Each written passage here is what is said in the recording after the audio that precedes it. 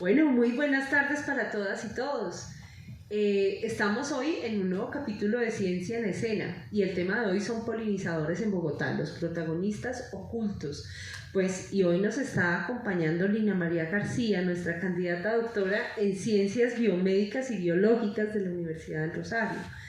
También nos está acompañando Miguel Ángel Torres Rubio, que es biólogo, apicultor, pero además es uno de nuestros educadores ambientales aquí, dentro del Jardín Botánico. Muchísimas gracias a ustedes nuevamente por estar en compañía con nosotros en este proceso. Nuestro tema central del Polinizando es justamente hacer visible la historia de los polinizadores, esa historia no contada de los polinizadores, que son esos polinizadores ocultos. ¿Cuáles son esos polinizadores ocultos, Miguel?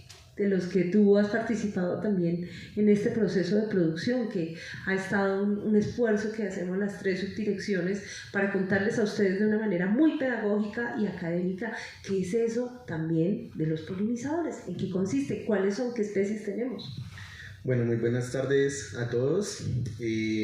Como la doctora Patricia nos comentó, hice parte del montaje de la escena de Polinizando en la parte pedagógica. Es un espacio que nos da a entender qué es la polinización, qué tipos de polinizadores tenemos y darnos cuenta que hay muchas especies de animales que hacen parte de ese proceso tan importante.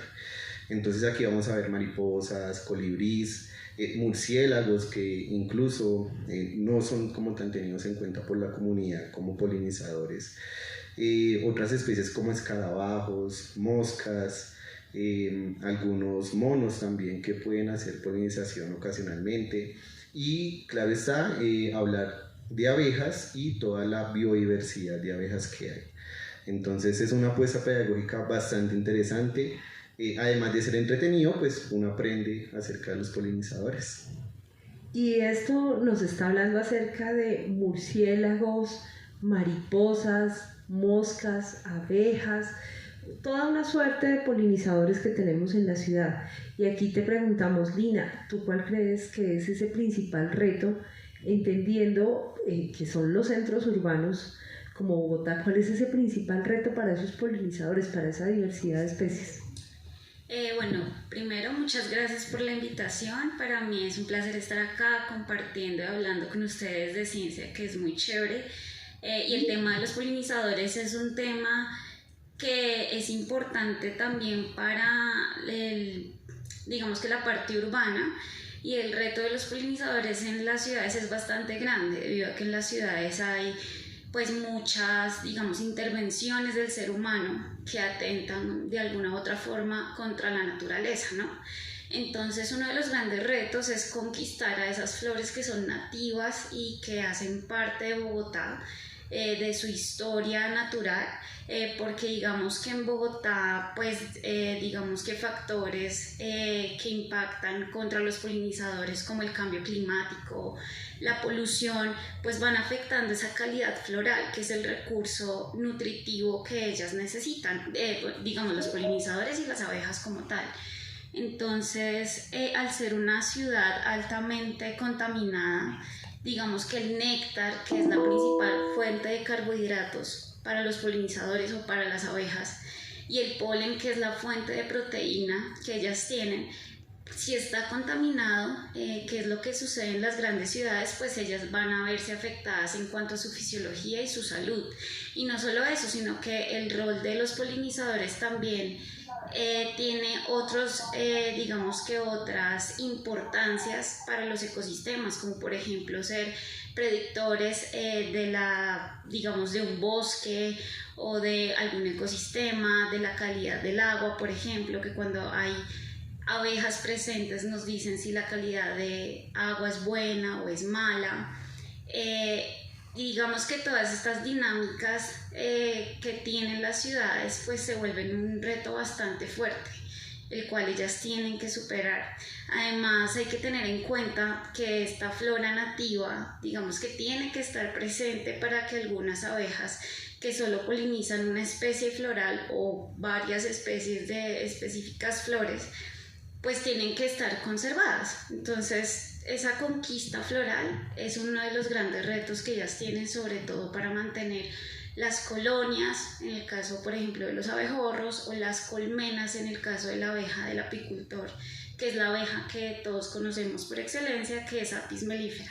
Entonces eso por esa parte, y también como tener en cuenta que hay otras especies de abejas solitarias que también requieren del cuidado. Entonces, por ejemplo, mantener algunos materiales naturales que están en los bosques, pues es importante para que estas abejas puedan tener sitios de nidificación. Bueno, Miguel, para ti esos retos, ¿cuáles son? El reto fuerte, uno de los primeros retos, debo decirlo, era el desconocimiento, porque todos asocian que solo es Apis mellifera, pero existiendo tantos polinizadores, así que esperamos que el primer reto sea superado cuando ustedes vengan y vean la exposición. ¿Cuáles son esos otros retos, Miguel? Bueno, teniendo en cuenta que en Bogotá hay muchas especies de polinizadores y que uno de los principales polinizadores son dípteros, sírfidos o moscas, esos polinizadores nativos pues también están adaptados a plantas nativas, como bien lo decían ya. Entonces el cambio en la flora, en la ciudad, de especies nativas a especies introducidas, constituyen un reto para ellas poder conseguir su alimento. En la zona periurbana de la ciudad, en la zona rural, el cambio en la composición del paisaje también por cultivos, en donde utilizan diferentes venenos, insecticidas para el control de plagas, hace también que pues, esas especies estén siendo envenenadas. No solamente pues, tengan dificultad en conseguir su alimento, sino también pues, siendo asesinadas por esos venenos. Entonces, diferentes plantas, nosotros también, desde nuestra casa o desde nuestro quehacer diario, podemos también apostarle precisamente por lo nativo, ¿sí? También, como le decían, el desconocimiento, las personas les tienen miedo, por ejemplo, a las abejas, y si ven un bombus por ahí que es importante polinizador, pues por miedo también los pueden asesinar. O también el saqueo de colmenas, que pues por ir a coger la miel dañan los panales. Eso sucede mucho también en zonas bajas con abejas angelitas o meliponas. Y pues también no tenerles miedo, el conocimiento hace que nosotros sepamos cómo funcionan, y pues eso también hace que pues ayudemos a conservar mucho mejor. Ok, perfecto. Y estaba hablando hace un momento con unos compañeros sobre el trabajo de Rodolfo Espina.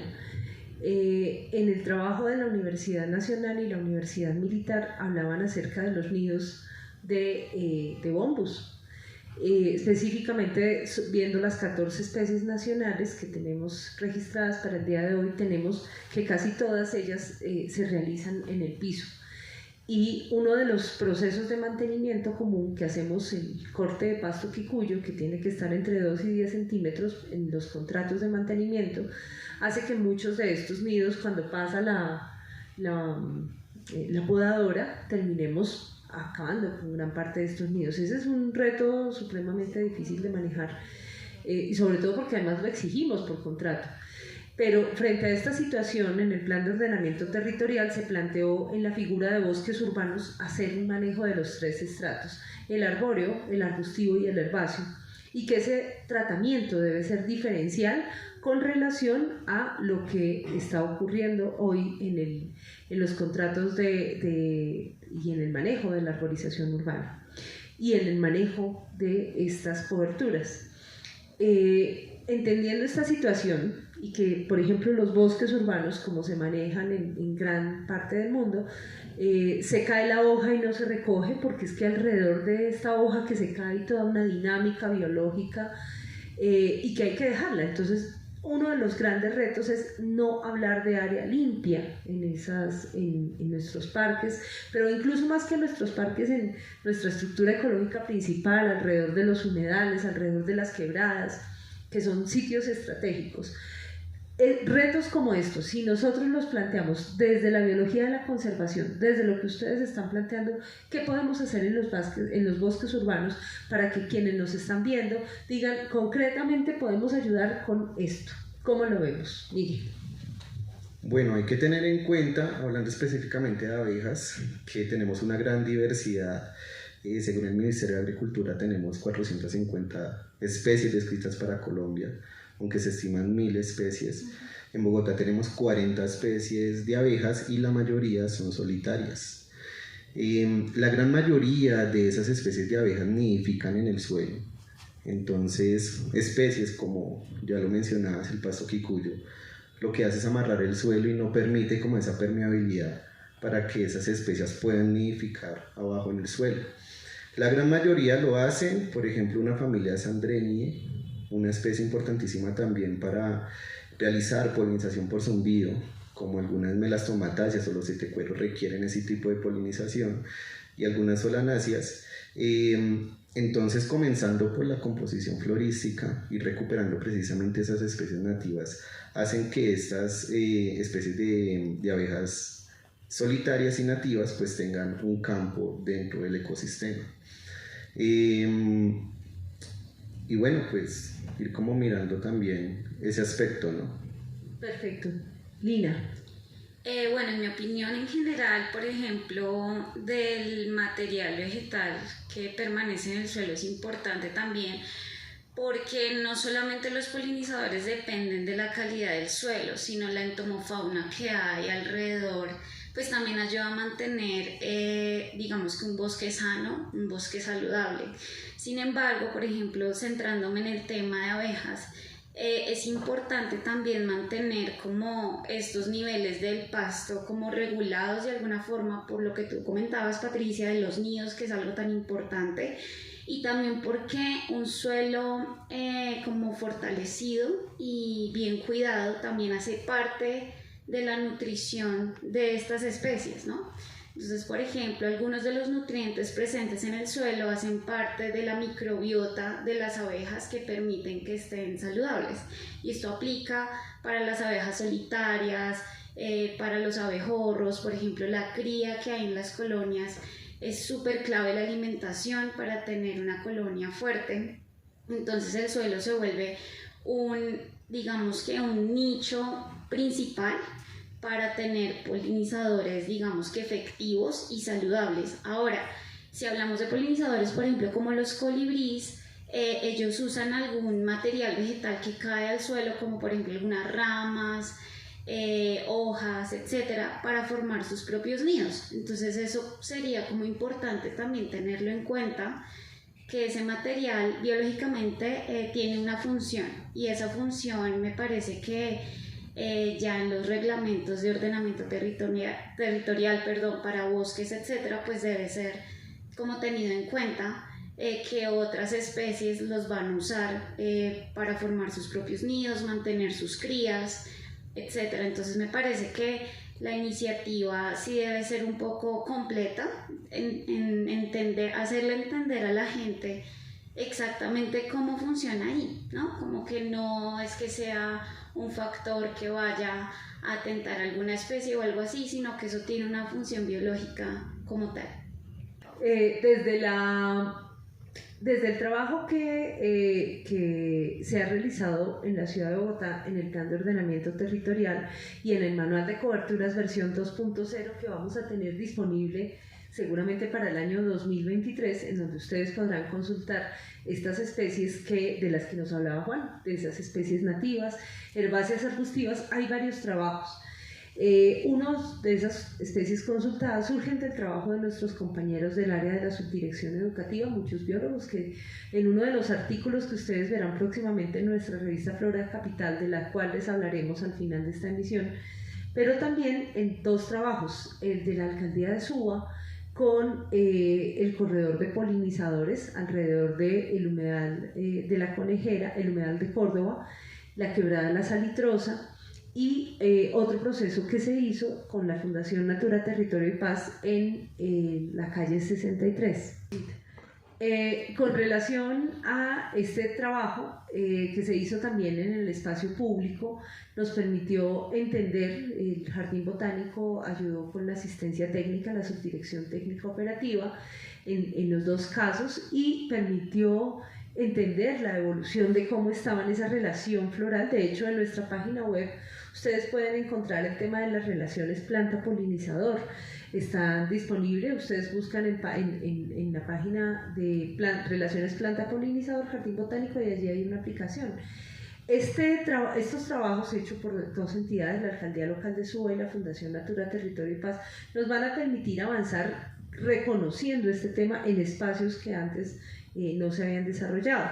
Hay trabajos como el que tenemos aquí de las abejas del Jardín Botánico José Celestino Mutis, que ustedes pueden venir y consultar en la biblioteca y conocer frente a estas especies, cómo se desarrollan. En la perspectiva de la educación, la participación y la ciencia ciudadana, ¿cómo plantean ustedes que pueden haber retos y aciertos?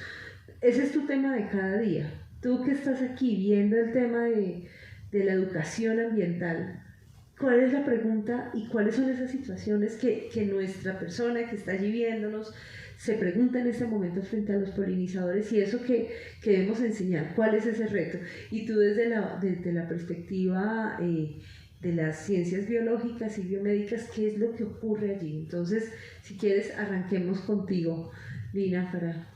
Vale, pues primero me parece que estos espacios de dar conocimiento de exactamente cuál es el rol de los polinizadores, cuáles tenemos en el entorno, es un principal paso para que la gente primero aprenda a reconocerlos y ahí sí pensar exactamente en cuáles son esas problemáticas que vemos en nuestro entorno que atentan contra ellos principalmente.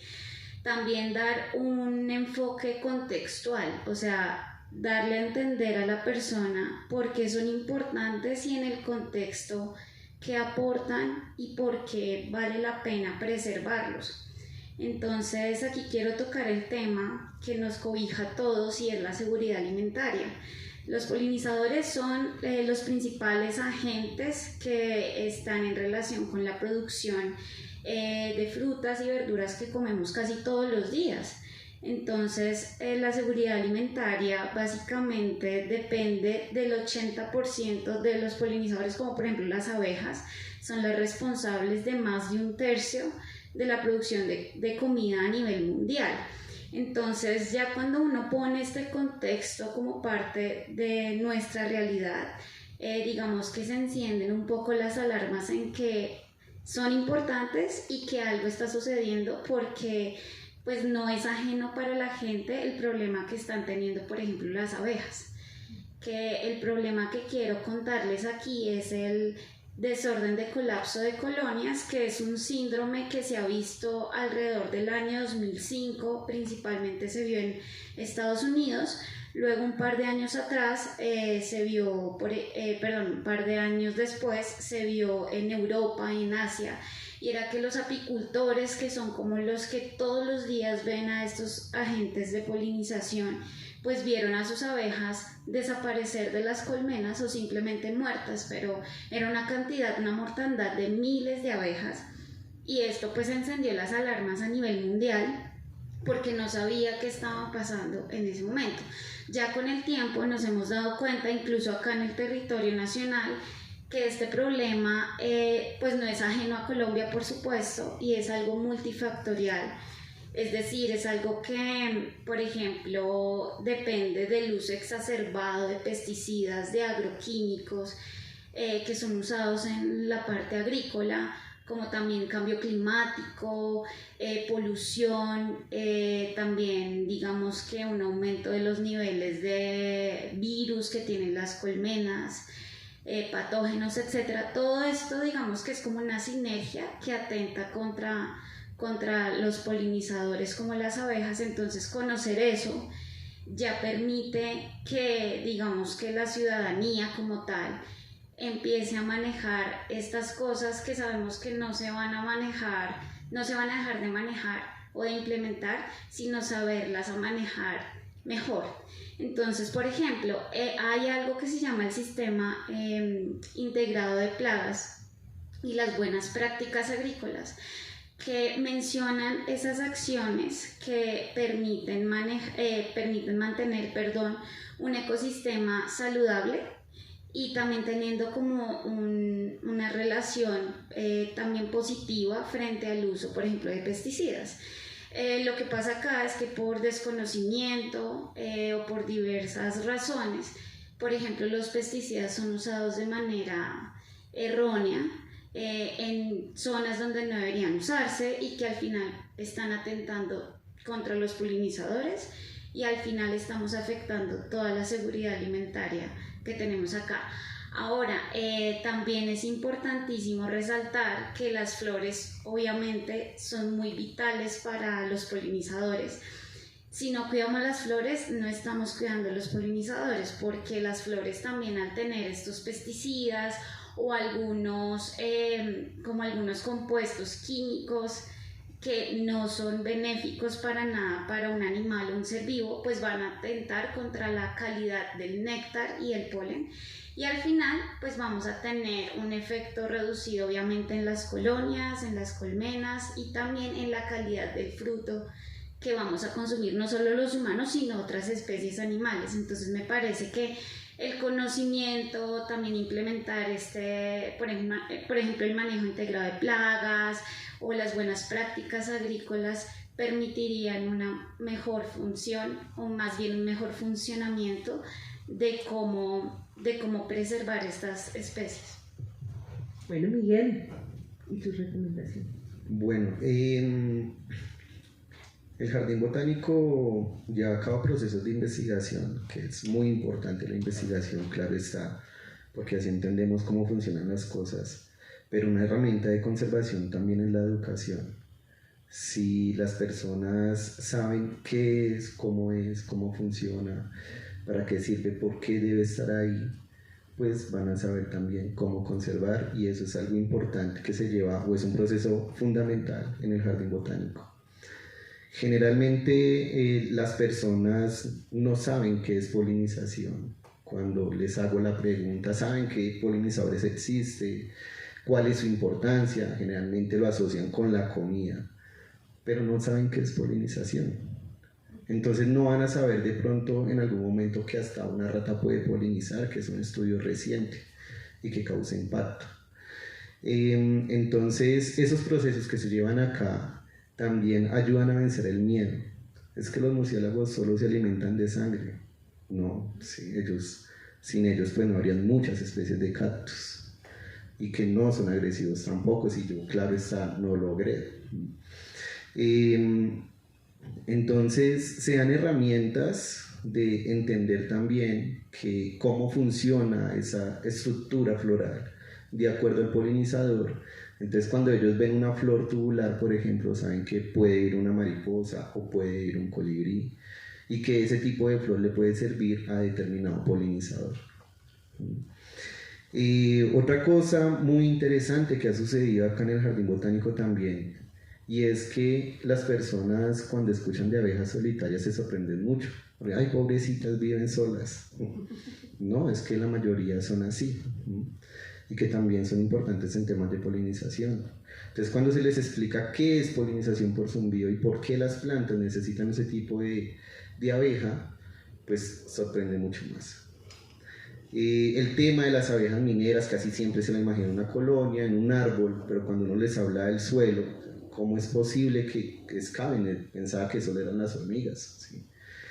Entonces, primero, comprender qué es la polinización, cómo funciona, y después mostrar o poder ver esos animales representados, como por ejemplo en la exposición de Polinizando, me dan a entender a mí por qué realmente los debo conservar. Claro, el 70% de los cultivos en el mundo necesitan polinizadores para aumentar su producción, pero generalmente pensamos en nosotros y en toda la ecología, en toda la montaña como tal, que esas frutas de las cuales se alimentan algunos animales herbívoros, que esos animales herbívoros pues van a ser cazados por algunos animales carnívoros y que los carroñeros se alimentan de toda esa estructura, pues hace que entendamos que realmente son importantes y que sin ellos pues no vamos a tener todos esos recursos de donde los cuales los sacamos, que son los bosques. Entonces, miren que a partir del conocimiento, algo tan sencillo, podemos comprender todo lo que se viene ahí para arriba. Entender que todo está unido, que todo funciona como un todo en realidad. Y que esa colilla de cigarrillo que yo boté por la alcantarilla pues me puede contaminar el agua de la cual los polinizadores dependen tanto, o las abejas que producen miel utilizan agua para poder hacer su miel y poder existir. Entonces ese tipo de cosas es bien interesante, cómo funciona en las personas. Y como funcionan las personas en nuestro anterior Ciencia en Escena, había una palabra muy sabia de parte de nuestro gobernador indígena. Y esta tenía que ver con lo que ocurre, sobre lo que se ve, pero lo que ocurre también en el mundo oculto, en el mundo subconsciente. ¿Sí? El conocimiento no ocurre solamente en lo que estamos aquí hablando, sino también ocurre en toda la mitología que creamos y en todo lo que desarrollamos. Y en ese orden de ideas, cuando nosotros planteamos lo que ocurre en la vida de los polinizadores, voy a tomar el caso de los mallitos, que los mallitos y los abriles en varios espacios, lo hemos mencionado anteriormente, están desapareciendo. Y ellos son vistos en muchos espacios como plagas, ¿cierto? Ahora que tú hablabas de la palabra plaga, pues gran parte de esos sílfidos a los que se les aplica justamente los pesticidas, y pest es por plaga, pues están afectando justamente a nuestras especies, porque básicamente por eso hay muchas restricciones en la aparición de nuevos productos, justamente como tú lo mencionabas anteriormente. Y cuando hablamos de lo que está pasando en el mundo, en el subsuelo, vemos que especies como estos que son esas chisas o mojojois, cuando son adultos y emergen, pues han pasado una vida, dependiendo de su tamaño, a veces 1 año, a veces 2 años, e incluso hay especies reportadas de 3 años que pasan bajo tierra para salir y emerger como adultos con alas solamente durante 2 semanas, de 1 a 2 semanas. Y eso entonces nos lleva a pensar a nosotros qué es lo que está ocurriendo en todo ese ciclo. Y seguía pensando, los biólogos y los ingenieros ambientales que nos ven saben que nosotros tenemos que analizar el ventos. Y dentro de esos ventos, que son los sedimentos que están en los ríos, allá están gran parte de las larvas, justamente de gran parte de estos polinizadores. Cuando pensamos en los sedimentos, cuando pensamos en la tierra y cuando pensamos lo que está ocurriendo en todo esto que no vemos, que es donde están las raíces, allá es donde se están alimentando, allá es donde se está produciendo el 70% del ciclo vital de muchas de estas especies. De allí la importancia, por ejemplo, que evitemos mantener escombros, tirar arenas, eso de que en el pasto nosotros simplemente echamos el escombro y luego le ponemos pasto, ahí debajo ya no puede crecer nada. No, ya es imposible. Y ahí el desarrollo biológico de estas especies es fundamental, porque a veces somos muy dados a pensar en lo superficial, pero no lo que está en lo profundo. Y seguramente el caso de los polinizadores es el que nos llama a pensar de manera mucho más profunda este tema. Y entonces aquí lo que nos planteamos para todos, porque ya hoy nuestro Ciencia en Escena, tenemos más o menos unos 10 minutos para hablar ya de este cierre. Entonces les preguntaremos a nuestros invitados, desde esa perspectiva de la responsabilidad de la academia, en tu caso, y desde la responsabilidad del ejercicio que tú haces como profesional educador, ¿cuáles son esos retos, digamos, en lo concreto, que nosotros le podemos proponer a las personas que nos están viendo en este escenario? ¿Cómo desarrollarlo? ¿Cómo proponerlo? ¿Cómo garantizar reducir este efecto? ¿Y cómo hacemos para mitigar también ese impacto que estamos teniendo sobre estas especies? Lina. Bueno, me parece que un reto importante y también es una responsabilidad es la divulgación del conocimiento sobre todas las personas de la ciudad y en general del territorio nacional. Eso es importante. Cuando yo reconozco que vivo con una especie en mi ciudad, en mi pueblo, en mi vereda, yo la aprendo a respetar y entiendo cuál es la función de ese ser vivo. Cuando las personas entendemos eso, tenemos más cuidado y pensamos mínimo 2 veces antes de hacer alguna acción que va a afectar a ese individuo. Así es que eso me parece una responsabilidad muy importante que aquí ustedes como institución la han sabido implementar durante muchísimo tiempo y es algo muy muy importante en la ciudad y en los territorios como tal. Otra parte también es que no solamente se tenga conocimiento de las especies, sino también, por ejemplo, del uso de pesticidas, cómo se deben usar, qué se debe implementar, qué se debe hacer, qué no se debe hacer, etcétera, porque sé que en el territorio nacional existe esa información. El problema es que somos un poco laxos con la implementación de esas reglas, de esas leyes que son importantes. Entonces es algo que las personas necesitamos conocer. También la educación ambiental es clave, saber cómo desechar las basuras según el tipo de material. Lo que tú comentabas de los escombros también es importantísimo, y no solamente para los polinizadores, sino en general para todo el ecosistema, todo el, digamos que el panorama en general, porque desde allí la conservación es fundamental. Es importante que las personas sepan exactamente cómo actuar, porque digamos que desde la academia nosotros no solo hacemos investigación, sino que es una responsabilidad divulgar lo que estamos investigando, que las personas nos entiendan qué estamos haciendo y el por qué.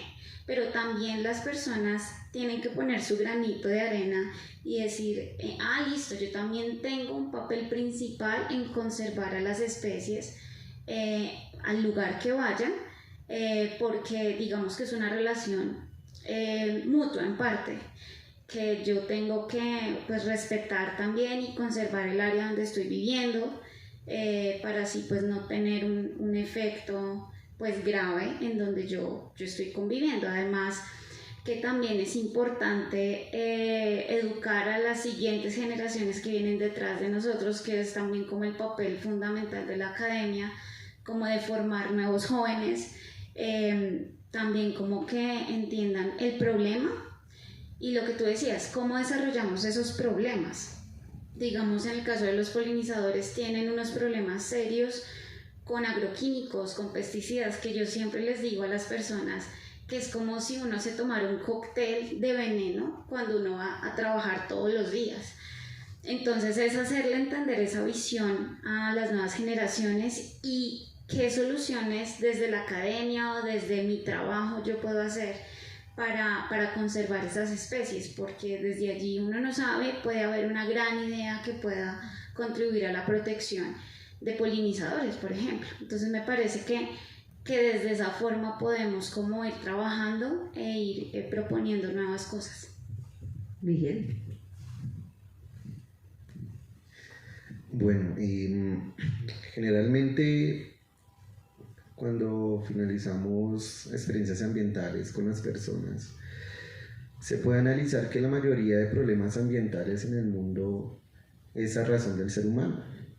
Incluso el cambio climático, que es un proceso natural, pero que el ser humano lo aceleró a tal punto que las especies no se pueden adaptar a esos cambios. Y pues cada uno de nosotros somos seres humanos, o sea que yo también estoy generando un impacto desde mi día a día. Generalmente le echamos las culpas a las grandes industrias por lo que sucede, pero es que esas grandes industrias me venden a mí, ¿sí? Entonces también mis decisiones es responsabilidad. Que los cultivos están envenenando a los polinizadores, pues no solamente le están envenenando a ellos, también me están envenenando a mí. Y si yo tengo la oportunidad de cultivar en casa, pues es mejor cultivar en casa. Hasta el jardín botánico enseña cómo cultivar en casa.